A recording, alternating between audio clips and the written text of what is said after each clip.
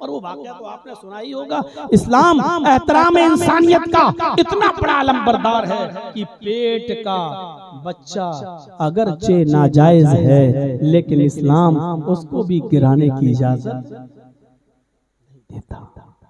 सुना है ना, अल्लाह के नबी के पास एक औरत आई, इन्नी कद असबतुल हद या रसूल अल्लाह, आय अल्लाह के रसूल मैं हद को पहुंच चुकी हूँ, यानी मैं जिना का शिकार हो चुकी हूँ, मुझे जिना सरजद हो गया है मुझसे, मेरा पति नहीं है।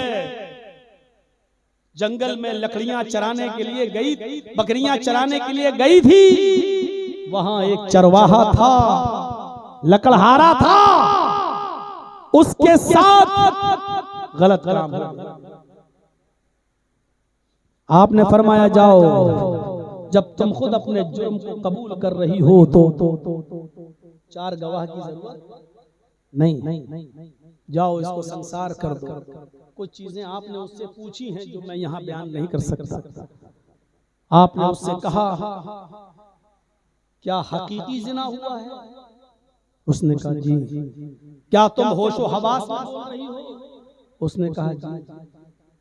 आपने ये भी कहा सहाबा से इसको चेक करो कहीं इसके मुंह से शराब की बू तो नहीं आ रही है, यानी नशे में तो नहीं बोल रही है? कहा नहीं। फिर आपने एक जुमला ये भी इस्तेमाल किया, जिना जानती हो? उसने कहा जी अल्लाह के नबी मुझे मालूम है। आपने इशारा किया जैसे सुरमे दानी की सलाई सुरमे दानी के अंदर डाली जाती है, उसको फिर आंख में लगाया जाता है। क्या इस तरीके से तुम्हारे साथ राब्ता किया गया? यानी क्या बिल्कुल साफ साफ दुखूल हुआ है? मर्द की शर्मगाह तुम्हारी शर्मगाह से टच हुई है? उसने कहा आपने कहा ले जाओ इसको और पत्थरों से मार मार के खत्म कर दो। मर्द को दौड़ा दौड़ा के मारा जाएगा, मर्द को जमीन में नहीं दफन किया जाएगा, मर्द को बीच में खड़ा करके चारों तरफ लोग खड़े हो जाएंगे। बहुत आसान है ना, कितनी आसानी के साथ हम ये जुर्म कर लेते हैं, लेकिन इसकी सजा सुनकर रूह का,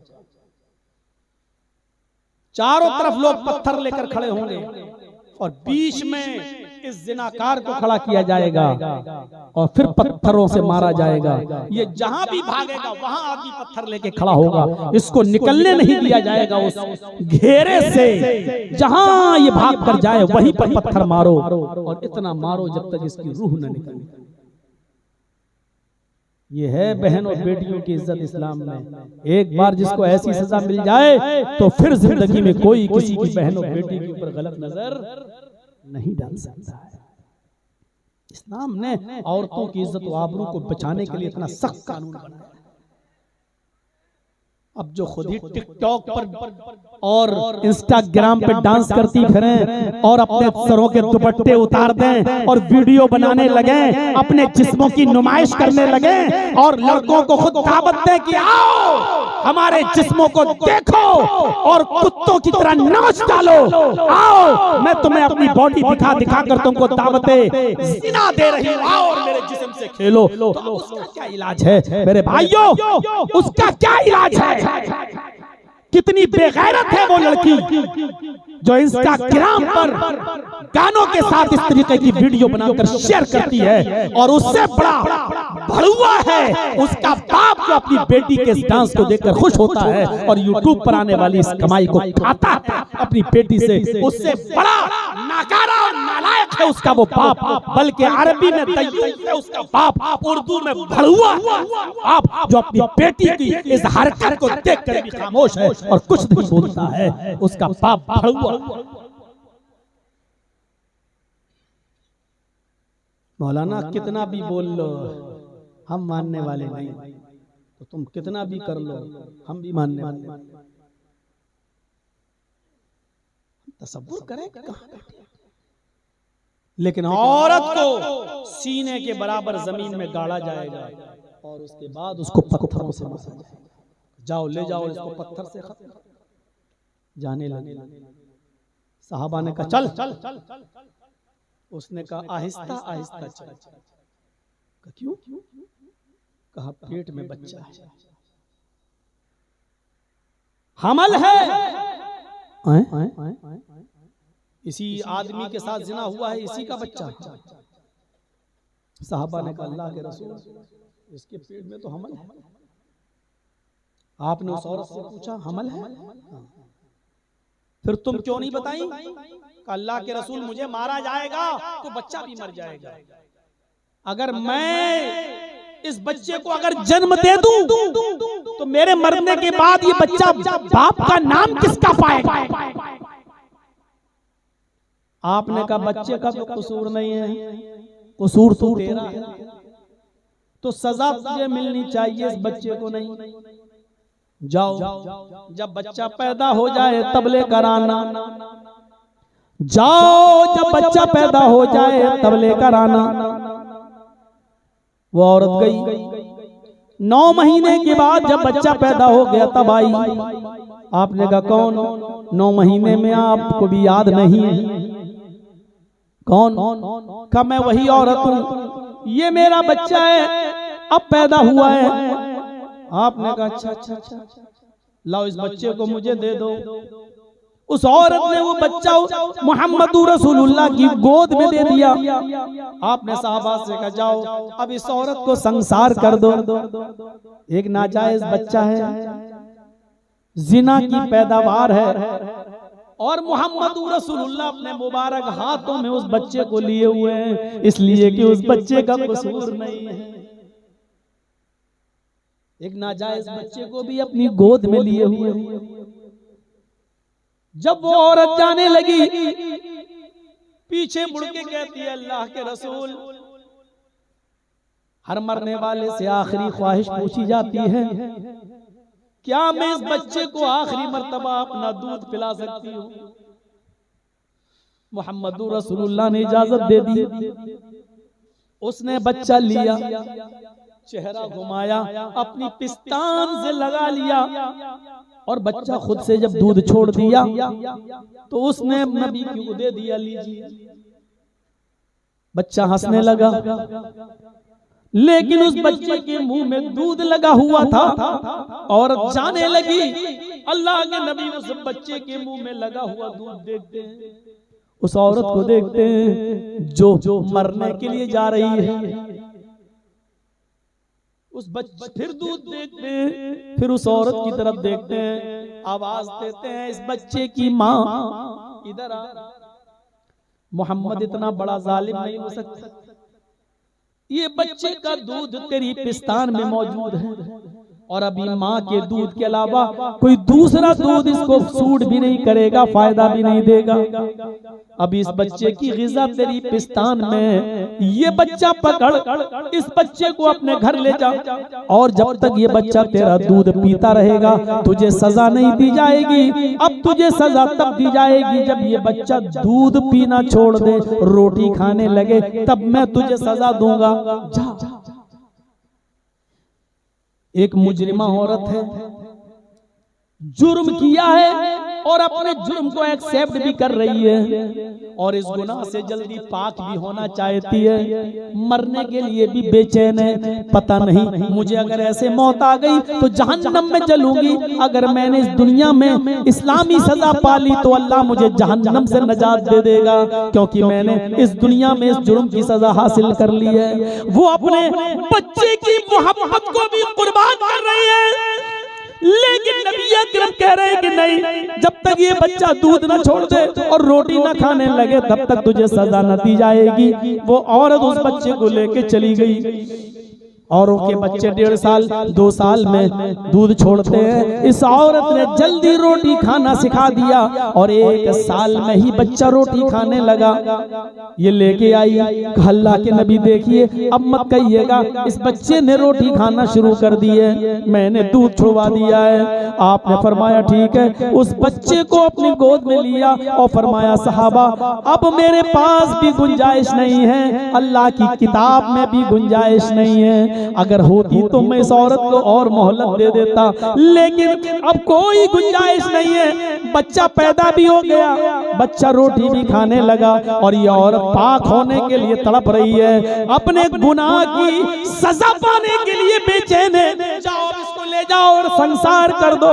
उस औरत को सीने के बराबर गाड़ दिया गया और सहाबा ने पत्थरों की बारिश कर करके उस औरत को खत्म कर दिया, उस औरत को मार डाला। उस औरत की रूह निकल गई। पहला पत्थर खालिद इब्ने वलीद ने मारा, सर फटता है, खून की छींटें निकलती हैं और खालिद इब्ने वलीद के कपड़ों को खराब कर देती हैं। खालिद इब्ने वलीद के मुंह से कुछ नाजायज जुमले, कुछ गलत जुमले निकल जाते हैं। आपने खालिद इब्ने वलीद से 3 दिन बात नहीं की। खालिद इब्ने वलीद आए, कफिदा का बी व उम्मी या रसूल अल्लाह, अल्लाह के नबी आपको मैं देख रहा हूँ, आप मुझसे 2-3 दिन से बात नहीं कर रहे हैं, कलाम नहीं कर रहे हैं। आपने फरमाया, अय खालिद, जब उस औरत को तुमने पत्थर मारा, उसके खून के छींटे निकले और उस औरत को तुमने गाली दे दी, कुछ नाजेबा जुमले बोल दिए। फरमाया, हाँ मैंने बोला था। अय अल्लाह के नबी, वो जानिया औरत, वो बदचलन औरत, उसके खून की छींटों ने मेरे कपड़े नापाक कर दिए, इसलिए गुस्सा आ गया था।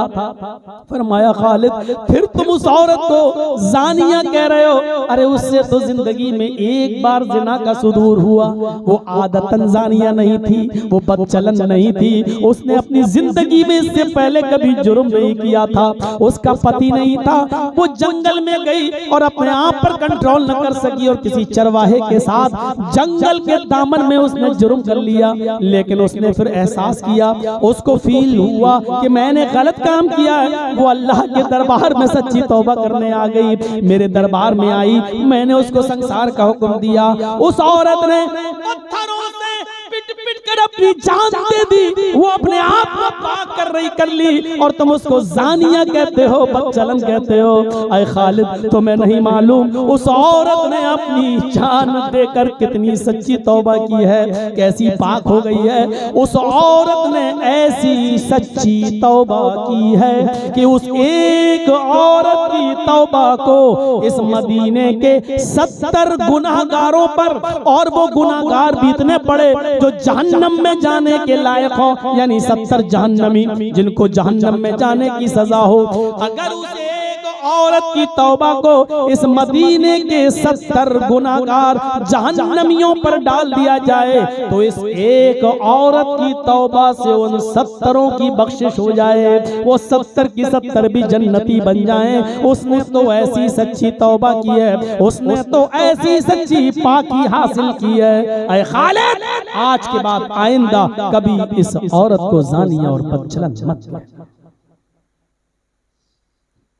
पूरा वाकया बताने का मकसद यह है कि इस्लाम माँ के पेट से पैदा होने वाले बच्चे की भी गिराने की इजाजत नहीं देता है, उसको भी माँ के पेट में मारने की इजाजत नहीं देता है, चाहे वो जिना ही की पैदावार हो। एक लड़का लड़की गलत काम हो गया, हमल ठहर गया, अब मुंह मेरा काला ना हो जाए समाज में, सोसाइटी में, इसलिए वो डॉक्टर, लेडी डॉक्टरों के पास जाकर अपने पेट के बच्चे को गिरा देते हैं। ये और बड़ा जुर्म करते हैं। जिना तो जुर्म हुआ ही हुआ, लेकिन उस बच्चे को गिरा कर उसका कत्ल भी कर देते हैं, जो जिना से बड़ा जुर्म है। मेरे प्यारे साथियों, गौर कीजिए, इस्लाम तो उस नाजायज और हराम बच्चे को भी, उस गलत बच्चे को भी इस दुनिया में गिराने की इजाजत नहीं देता है। इस्लाम कहता है बच्चा अगरचे नाजायज है, लेकिन बच्चे का कसूर नहीं है, वो दुनिया में बाप का नाम नहीं पाएगा तो क्या हुआ, उसका अल्लाह तो है, उसका रब तो है। इस दुनिया में आने के बाद उसको भी नमाज पढ़ने का हक है, उसको भी रोजा रखने का हक है, उसको भी अल्लाह की इबादत करने का हक है। इस्लाम मोहम्मद रसूलुल्लाह का दीन उस नाजायज बच्चे को भी मस्जिद में आने की इजाजत देता है, उस बच्चे को भी नमाज पढ़ने की इजाजत देता है, उस बच्चे को भी रोजा रखने की इजाजत देता है। और ये कहता है ये बच्चा जब बड़ा हो जाए तो समाज के लोग अपनी बेटी की शादी बच्चे के साथ कर दें तो कोई गुनाह नहीं है, इसलिए कि ये बच्चा तो अगरचे नाजायज है, लेकिन इस बच्चे का कसूर अपनी पैदाइश में कुछ नहीं है, इसलिए बच्चा बेकसूर है। अगरचे बाप का नाम नहीं पाएगा। अब इस बच्चे का दुनिया में अल्लाह है, अगरचे माँ है, लेकिन माँ मर चुकी है, अब माँ भी नहीं। इस बच्चे का इस दुनिया में अब अल्लाह है, लेकिन नमाज पढ़ने का हक है, रोजा रखने का हक है, ज़कात देने का हक है, तौबा करने का हक है, हज करने का हक है, और इस बच्चे को भी इबादत करके जन्नत में जाने का हक है। इस्लाम उस नाजायज बच्चे को भी गिराने की इजाजत नहीं देता, उसको भी मारने की इजाजत नहीं देता। ये इस्लामी तालीम है, ये इंसानियत का एहतराम है। एक नाजायज बच्चे को भी नहीं गिराया जाएगा और हमल साकत नहीं किया जाएगा। मेरे भाइयों, यहाँ से अंदाजा लगाइए कि इंसानियत का कितना बड़ा अलम बरदार है हमारा ये मजहब इस्लाम। 12:08 हो चुके हैं। मेरे भाइयों, सर्दियों की इन रातों में इससे ज्यादा प्रोग्राम चलना भी नहीं चाहिए। तो एहतराम इंसानियत और अमन व अमान और शांति को कैसे कायम किया जाए, इस टॉपिक पर मैंने ये बातें आपके सामने रखी हैं। हम दुआ करते हैं अल्लाह ताला से कि अल्लाह आलमीन हमें अपने मुआशरे में, अपने समाज में, अपनी सोसाइटी में अल्लाह हमें अमन कायम करने की तौफीक अता फरमा, फितना और फसाद से हमारे मुआशरे को पाक फरमा दे। हमें झगड़े और लड़ाइयों से रोकने के लिए थोड़ा सा झुकने की अल्लाह हमें तौफीक अता फरमा। जरा नम हो तो ये मिट्टी बड़ी जरखे से साकी, अगर हमारी नरमी से अगर फसाद रुक जाए तो इसमें कोई बुराई नहीं। अल्लाह जब तक तू हमें जिंदा रख, इस्लाम पे जिंदा रखना, और जब हमारा खात्मा हो तो ईमान पर हमारा खात्मा फरमाना। वमा अलैना इल्लल बलागुल मुबीन व आखिरु दावाना अनिल हम्दुलिल्लाहि रब्बिल आलमीन।